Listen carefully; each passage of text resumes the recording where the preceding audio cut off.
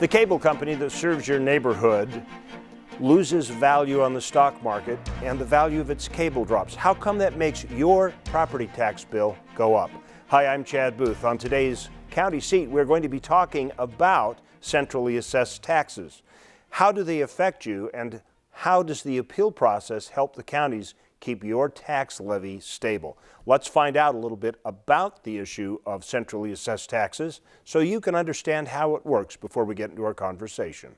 Locally assessed taxpayers are those taxpayers within a county boundary that the county assessor has no problem determining the value of that property. A centrally assessed taxpayer crosses county boundaries, and so it's not easy for one single assessor to assess their value. The centrally assessed taxpayers are assessed by the tax commission. The valuation on your real property is assessed using market value, or what similar homes are selling for in your area. With centrally assessed properties like railroads, airports, and power plants, it's not quite that simple. It's hard to determine just how much that property is worth, so they use these other methods that are more tied to how well the company is performing in a more nebulous way. That makes it more of an art than a science. That art of determining the value of such properties is rather hard, because who can gauge what someone would pay for a railroad, for example? That fact often leads to companies disputing property tax claims as too high, which leads to further appeals. Now, while this may sound like a problem between the tax commission and the industry, this appeals process can actually have adverse effects on you. The Utah Association of Counties noticed about years ago, decades ago, that these centrally assessed properties were seeing their values decrease over time or stay stagnant over time. And the result has been a property tax shift from centrally assessed to locally assessed. The counties are going to get the same amount of money no matter what, based on truth in taxation. The county's concern was that the centrally assessed taxpayers were shifting their burden onto the locally assessed taxpayers, your homeowners and small business owners. Let's say a new mining operation starts in your county. That infrastructure and the value of that industry create new tax dollars that can be collected by local governments. This is called new growth. The idea being that as this new entity will require additional county services, such as roads, over time the value of that industry will fluctuate with depreciation and fluctuations in the value of the resources that are being mined. It is that change in the valuation that can cause the tax to shift back to local property owners, because the county budget remains the same. We'll discuss how counties are working to smooth out these fluctuations and keep the system fair and equitable for all taxpayers in a roundtable discussion. For the County Seat, I'm Terry Wood. That's the nuts and bolts of how centrally assessed taxes work. There are certain side routes that are quite complicated, and we are going to wade into some of those and talk about the problems that counties face and look at solutions when we return with our panel on the County Seat. There is a place where the desert comes alive, where rain breaks forth from solid stone and gardens spring from blistered rock. There is a place with enough color to make a rainbow jealous, where boulders are bigger than buildings and cliffs are higher than clouds. There is a place that will straighten your step, tighten your grip, widen your eyes, and open your jaw. There is a place. I lived in Phoenix and then down in Orange County in California, and I met a small town girl and she brought me home. Just the smaller community that makes you feel like when you go somewhere you know everybody. You know, the sporting programs, the dance events, all these kinds of things, you run into people you know and that care about you and your family. And that makes it just a wonderful place to have little ones like this. Isn't it time you found the balance you've been looking for? Uinta County, Utah. Kanab, base camp for your southern Utah adventures.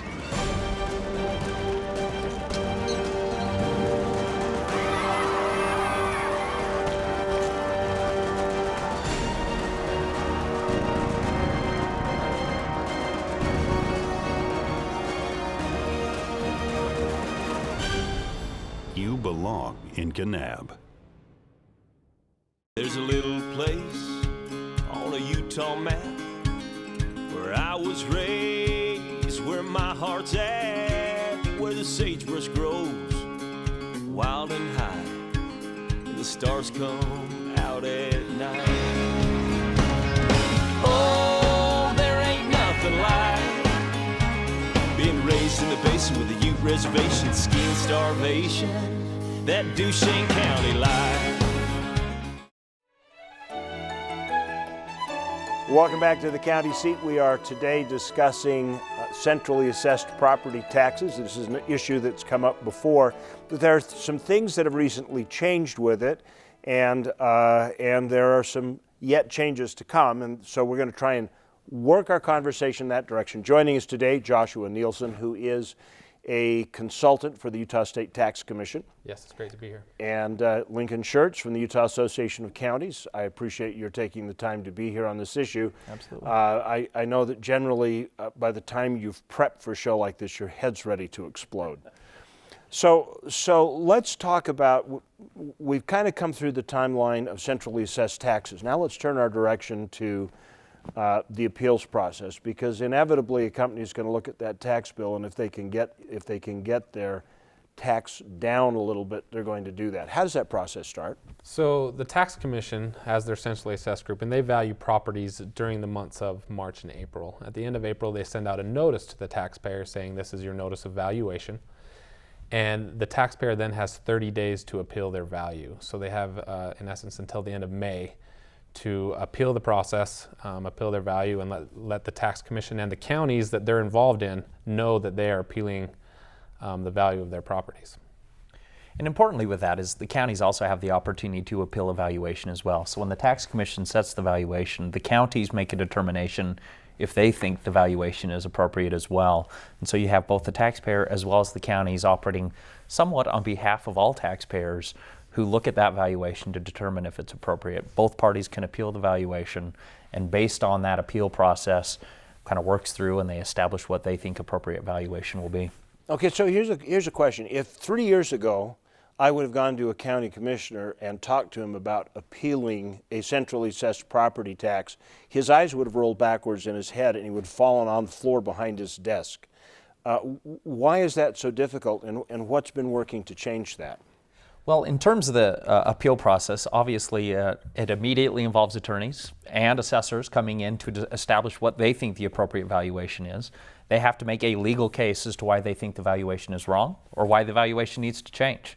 And in the taxpayer circumstance, they're either trying to say this is the appropriate valuation, or again, they're trying to work their valuation lower, saying that they're worth less so that they get taxed less. The reason county officials kind of have their eyes roll back in their head is the whole process of going through this, and then at the end, based on the valuation that's actually found, they have to do either what we would call a judgment levy to go and tax everyone else if the valuation of the centrally assessed property comes in lower than they anticipated. And if it comes in higher than anticipated, then they have to collect those taxes from that centrally assessed taxpayer. So very cumbersome process. Yes. At the end of the day, either the individual centrally assessed taxpayer is going to be upset, or you're going to have a judgment levy that has all other taxpayers essentially making up the difference from what was deducted from that taxpayer. And it's a very long process. I mean, you have large centrally assessed taxpayers and very small taxpayers, and sometimes with the small taxpayers, the process can go very quickly and can be over by around the same time the Board of Equalization is done in the county, and it may not have much of effect. But with your large taxpayers, that process can get dragged out for 7-10 years sometimes, and when you do that, not only are they appealing that year, but now they're appealing every year after that. So sometimes those appeals have 5 years worth of value in them. Okay, so my question is, what happens to the money? The county just doesn't get it in that appeal process time? I mean, you still have to send the cops out, and you still have to send the fire trucks out, and the garbage has got to be picked up, and the water's got to be treated. The county and the entity will set their budget, and they will get the money, and the taxpayers still have to pay their taxes through those years. And then that's where it comes up in the end with the judgment levy, is that they have to pay that money back now. You know, if their value dropped and they need to get money back because they've been paying their taxes and they've been paying that increased value that they thought was too high, Now in return they get money back. So there have been times in the past where a centrally assessed taxpayer has had a smaller valuation than was originally anticipated, and we will be paying back taxes for a series of several years. The way we do that is we impose a judgment levy on all other taxpayers to make up the difference, which is why counties are so interested in this, is making sure that they are protecting all other taxpayers as well. So it's really no additional money per se to the county as much as it is a share of who pays locally and who pays at the centrally assessed level. And it's a closed system, so someone's going to end up paying. It's just a matter of who. So quite frankly, if somebody, a large company that had a lot of rolling stock in a county, like a railroad or something, had gone through a long appeal process, that appeal process comes through, then at the tail end of all this, and they win the appeal, now you've got to turn around and hit the residents with a 40, 50, or 60% tax increase to pay back what's been paid by the others? Potentially. And this happened a couple years ago with the railroad, and that's something that I affects. was just pulling that one out of the air, okay? Yeah, and so, but with the railroad, because it impacts almost every county, I mean, several people decided to levy a judgment against their taxpayers. Now, just because you have to pay that back doesn't mean a county or a city doesn't have that money in the budget to go ahead and pay it back. But some of them don't, and it's so large that they need to do that judgment levy. So in response to that, what the counties are looking at approaching the legislature this year on in the 2016 session is actually a process by which they can hold some of those funds in a restricted account for repayment in cases where they lose an appeal. Because right now we can only hold so much money in what we call reserves by state law. There are actually several folks looking at ways in which we could have a reserve account to keep this separate amount of money that would go towards paying back lost valuation appeals. There was a bill passed last year that altered this whole appeal process and supposedly streamlined it. Can you help me understand that a little bit? SB 165, if that's what you're referring to, made it so that the county, if there's an appeal that's done by a centrally assessed taxpayer, the county then has 30 days from that May 31st, so they have in essence until the end of June to join the appeal. And they feel that they want to be a part of the process because there's so much money involved. They want to get their attorneys involved and make sure that they have a say at the table on what's going on with the valuation. Prior to that, where did they come into that appeal process, or were they even allowed in the appeal process? They were allowed in the appeal process, but they had to actually file what they call a protective appeal. So instead of just joining an already existing appeal, they had to file a separate, what they call protective appeal. What this process does is really streamline and allow you to just join the existing appeal instead of filing your own appeal, which should save county resources and time in the process. But what we did on the opposite side of that is also said that counties can't initiate their own appeal unless they can show a pretty significant deviation from what they think the true valuation is. In fact, the number we picked was 50%. So if you thought your value was $100, we would have to show it was off by at least $50 in order to initiate an appeal, other than just join one that already exists. Wow, that's still a fairly significant number. It's a significant hurdle. There's no doubt. Well, and sometimes by doing these appeals, by doing that, I think what they were trying to do is, it's a long, strenuous process that can cost a lot of money. And so with these counties trying just to appeal, they can be very, very costly. And by making sure that they are only making an appeal or joining appeal when it's going to be worth their time and money to do so. So I kind of want to tie this back into truth and taxation. I know we covered it in the story, but just to make it very clear, the counties are going to generate the same amount of money each year. If they're going to actually take in more money, they've got to go through a truth and taxation thing. So they get the same amount of money, and if your property value is a little bit less, then the tax rate goes up a little bit. So everything equals out. So it's a fixed amount of money on their budget. It is a closed system, so if your taxes go down, it means someone else's have gone up, and vice versa. You got to think of it as a closed system where we guarantee the counties the same amount of money as they got last year. There's always going to be 10 gallons of taxes in the pot at any given time. Okay. We're going to take a quick break here from the county seat. We're going to come back and talk about things that need to be addressed going forward and how that might work at making this a better system. We'll be back at the county seat in just a minute. I'm a Utah's own dairy producer. I care about the health of my animals, and I care about the quality of food we produce. Because when it comes to providing quality dairy products, I understand the importance of Utah grown and raised. And the jobs we enjoy are vital. because Utah's Own supports our communities. As a consumer, I look for Utah's Own products because Utah's Own is good for me and it's good for Utah. Keeping it here at home, Utah's Own. What would you do with an extra day in Utah Valley?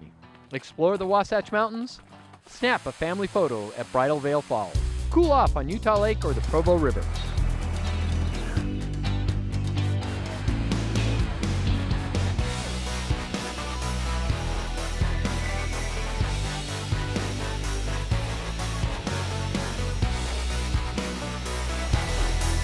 No matter what you're searching for, you can find it in Utah Valley. Bring everyone together. What's the story of your life? What chapter are you on? Did you happen to get married recently? Perhaps you found your lost puppy at the animal shelter. Or you're taking an art class at the senior center. There's that flu shot that kept you well last season. And don't forget the museums and historical sites your family loves. And all the fun you have at the county swim center. County services, from search and rescue to maintaining roads, bring tremendous value to each of our lives. We're the Utah Association of Counties, helping you build the story of your life. Native Americans called it the land of the sleeping rainbow. It's a place of unparalleled enchantment, where history, splendor, and industry meet. We call it Sevier County. Experience the Paiute Trail by ATV. Explore 7 national parks, all within a few hours' drive. Gaze down at the world from an entirely new perspective. Join us in Sevier County and discover real Utah. Come, explore the Paiute Trail and beyond. Have you ever wanted to recreate the world around you? Add some excitement, culture, adventure? Well, there's no need to remake the world when that perfect combination already exists. Just remember 4 words. Welcome to Weber County.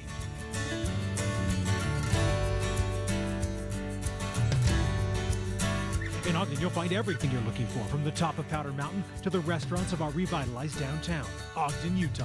Mountain to metro and everything in between. Visit Ogden.com. Welcome back to the county seat. We're talking about centrally assessed taxes, a topic we've covered before. Always trying to move the ball down the field a little bit with this one because it is such a complex issue. So you've got this nice closed system, you've got this appeal process going, and everything's balancing out until the term new growth comes up, and then all of a sudden everything explodes. Would you guys explain new growth? Yes. So new growth means different things depending on which system you're in. I think traditionally when we talk about new growth, most people think new growth is you built a new building or built a new home, and that's considered new growth. The way the current tax system works is you get, as taxing entities, counties, cities, school districts, you get the taxes you received last year plus new growth. So on locally assessed, which is your homes, that makes a lot of sense. You build a new home, that's considered new growth. The question, and where it gets a little bit tricky, is when you get into centrally assessed and personal property tax. So on the centrally assessed side, change in valuation is considered new growth. So a good example is Kennecott Copper and the copper mine. They could do no expansion of the copper mine, but the price of copper has gone up in the commodities market, and that change in price is considered new growth, even though there's been no expansion of the mine.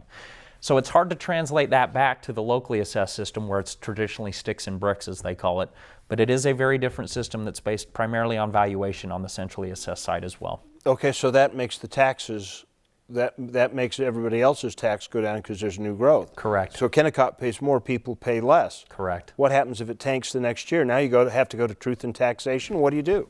Well, if the value drops, they're still guaranteed the same amount of revenue. So therefore, the taxpayers now have to pay more to make up that extra amount that the centrally assessed property dropped. Which in certain extent dovetails into the appeals process and why counties and taxing entities care so much about the appeals process. Because if that value change is significantly lower, then we know it's going to have a significant impact on our local taxpayers. I was working with a county, without getting too specific, this last year where one of their centrally assessed properties, which is a big portion of their county, their value jumped up hundreds of millions of dollars. And so in essence, that's all new growth to them. And so now their budgets have increased quite significantly at the county and at the school district level. I mean, with the city and special districts, they get a little bit, but mainly with the school districts and the county. So now they have a decision to make. Do I take that new growth? Do I take all this money because that centrally assessed company did appeal. And it could take years and it could get drawn out. But if you're getting $1 million more in revenue that one day you might have to pay back. But wait, if I'm listening to what Lincoln said, then that means they can't really put it all aside because there's a limit on how much you can put aside. So might they be forced to take some of it? Or they lower the tax rate. They lower the tax rate and take less. So there's a different way in which they can do it. Very few, as you can imagine, very few taxing entities actually lower the tax rate. Most of them end up taking the money, which then gets into the question, how can we keep this money in the case there's an appeal that we have to come back and file? Very complicated system, tough for folks to understand, we know, but this is what your local assessors and county commissioners are struggling with every year to make sure that they're being fair to their taxpayers across the board. I'm getting a dizzy spell just talking about it. Well, usually when we're going through setting the tax rating process, we'll talk with the county auditor or the city, the person that's in charge of setting that rate, and they'll ask us questions of why are we getting so much money? And we've done a lot of research and we've tried to narrow it down, and we can try and tell them it's due to a reappraisal, it's due to personal property, or it's due to a specific centrally assessed property being increased, and try and make them aware that yes, this centrally assessed property went up and there's a possibility of an appeal, or they have appealed, and you need to be aware of that because that money might have to be paid back down the road. And there's really two different types of systems that we need to look at, maybe we can talk about in the next segment, and that is there's a rate-based system that some states use, and then there's a revenue-based system that some states use. And based on which system you use, kind of depends on which, what factors you're going to include into the tax base, and hopefully we can get into that into the next segment. That sounds like they both are fraught with problems. Absolutely. Both have problems, pros and cons on each side of it, for sure. Okay, if you're just slightly lost on this, don't feel bad, but if you've got it, give yourself a gold star on the forehead. We will come back with the county seat. We will pick up with where we're headed forward, compare these two plans in the last couple of minutes we've got left, and basically talk about what's in store for the legislature to try and improve the situation. We will be back with the county seat in just a minute. The farmer awakes as night releases its grip on darkness. This will always be home. As farmers, we understand that there is beauty in this solitude, and we also know that there is power in working together. The Utah Farm Bureau has always been there to fight for the needs of its members. To this day, Farm Bureau is still providing insurance to Utah's hardworking farm families, as well as your family. Utah Farm Bureau members also enjoy other benefits of membership, with discount programs on items ranging from vehicles and ATVs to health and wellness. The membership fees aren't big, but the results are. We've been around since 1916, and we're not leaving anytime soon. Utah Farm Bureau. We work for those who work to feed the world. Planning your next conference or corporate event? The Davis Conference Center offers 70,000 square feet of flexible meeting and exhibit space, plus high-tech audio-visual services that will make your event a success. Whether you're planning a training, meeting, company retreat, wedding, or large convention, let the staff at the Davis Conference Center help you arrange your next event. Located east of I-15 in Layton, call 801-416-8888 or visit davisconferencecenter.com today. The Bear Lake Valley is a beautiful, rural, historical, and recreational paradise. The changing of the season makes now a great time to come our way to see the warm colors of fall in contrast with the cool blues of Bear Lake.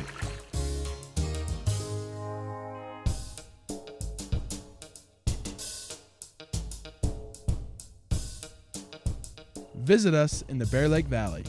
Come for the ride, stay for the adventure. There's a little place on a Utah map where I was raised, where my heart's at, where the sagebrush grows wild and high, and the stars come out at night. Oh, there ain't nothing like being raised in the basin with a Ute reservation, skiing starvation, that Duchesne County life. Welcome back to the county seat. We are talking today about centrally assessed taxes. Lincoln, you said there are two systems. We are using primarily a revenue-based system, but there's a rate-based system. Absolutely. Explain that. Okay, so I'll explain what we're working with currently. In the revenue-based system, as we've mentioned several times in the program, counties or taxing entities, school districts, etc., are guaranteed a certain amount of money, which means the rate has to float based on valuations of all properties within that system. So right now, where we're seeing home values significantly increase, the rate floats down as the values increase to give that constant amount of money. That's good when values are increasing. When values are decreasing, that can be bad. As your value goes down in your home, the rate has to go up to give you the same amount of money. But from an administrative point, the county can say, okay, I got X number of dollars to run the county on, or the school district, it's or a whatever. set amount that they know they can get every year. Right. So that's the benefit. They know they can provide essential services and they're going to have a guaranteed amount of money. So good things come out of that. That's the pro. On the revenue-based system, or excuse me, the rate-based system, it essentially means we're not going to guarantee you a certain amount of money, but we're going to guarantee you a constant rate. So as the value of your home goes up and down, it's going to be applied to the same rate. So when you're having huge economy upswings, you're going to pay more taxes as your value increases, but conversely, as values go down, you're going to pay less. However, that provides a lot of inconsistency in the system, doesn't give counties a stable amount of revenue to provide those services, and you as a taxpayer have less consistency in terms of what you're going to pay as well. From a governmental agency side, if I were a prudent fiscal manager, I would want to do a revenue-based system because it would be constant. But you say that there are entities within the state that aren't doing that? Well, they see the rate and they want to keep the rate the same every year. Now their revenue is not fluctuating dramatically by any means, but they see that and they think their taxpayers think they're getting a tax increase if the rate changes. But that's not necessarily true. It's only, if you want to increase your revenue, that you really are going through a truth in taxation process. Similar to sales tax. If the price of bread goes up, we don't think we had a tax increase because you're paying more tax as a percentage of the cost of bread. It's a rate-based system. So from that standpoint, there are some entities that go, you know what, we're just going to keep the rate constant. Depending on what happens with your home valuation, it's going to be applied to that constant rate. All right. Well, even with the change last year, as I talk to county administrators and elected officials, they still all are just, this is like a boondoggle to them.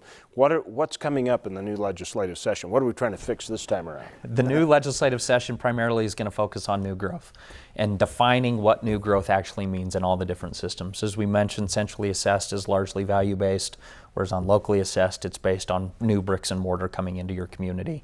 There has been some discussion of changing how that looks and how we calculate new growth. So we'll see how that plays out in the legislative session. Additionally, we're going to have some conversation about this appeal process and allowing counties or taxing entities to keep some money in the bank in case they have to pay some of that back to avoid going through a judgment levy that will ding their taxpayers. All right. Well, listen, mark this as a favorite on our YouTube channel. And we'll come back, Lincoln, if you'll rejoin us as we get into the legislative session so we can talk about this more in detail so people can understand what's coming down the pipe. Absolutely. I realize it's a little nebulous now. Thank you for joining us on the county seat. We appreciate your inviting us to your home. Remember, local government is where your life happens. Be part of the solution, get involved, and we'll see you next week on the county seat. If you like this video, then we invite you to subscribe to our channel, The County Seat. You can do that here. And we invite you to share with your friends. We also invite you to get all the latest up-to-date information by following us on our social media channels. And if all else fails, make sure that you watch The County Seat Sunday morning at 8:30 right here on ABC4 Utah.